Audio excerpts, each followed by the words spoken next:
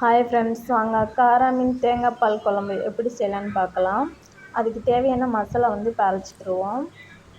2 spoon ஜீரகம், 2 spoon மிளகு, 2 பெரிய பூண்டு, 2 கொத்து கருவேப்பிலை, ஒரு பெரிய தக்காளி, மஞ்சள் தூள் 2 ஸ்பூனு.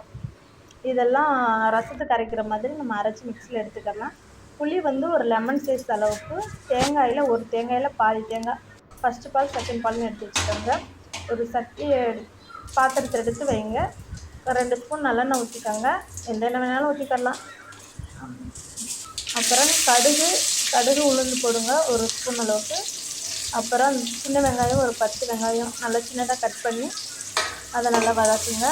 அதுக்கப்புறம் ஒரு கொத்து கருவேப்பிலை நல்லா போட்டு அதையும் வதக்குங்க.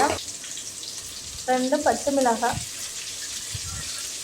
சில பேர் பட்டை மிளகாய் போடுவாங்க, நான் பச்சை மிளகாய் போட்டுருக்கேன். பச்சை மிளகாய், அதுக்கப்புறம் 2 ஸ்பூன் மஞ்சள் தூள். மசாலா அரைக்கும்போது நம்ம போட்டால் சரி, போடலைன்னா இதில் நம்ம எண்ணெயில் போட்டுக்கலாம், நல்ல கலர் கொடுக்கும்.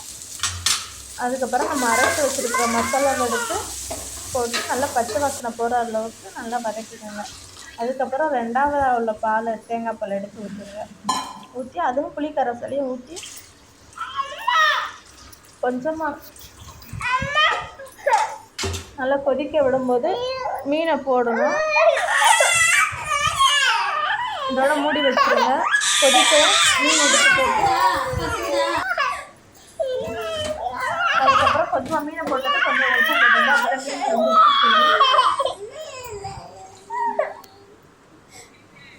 ரொம்ப நேரம் கொதிக்க விட்டுறாதே, மீன் ஃபுல்லாக உடஞ்சி போயிடும். அதுக்கப்புறம் நம்ம ஃபஸ்ட்டு பால் ஊற்றி கொத்தமல்லி தழை போட்டு அடுப்பை ஆஃப் பண்ணிட வேண்டியதான். சுவையான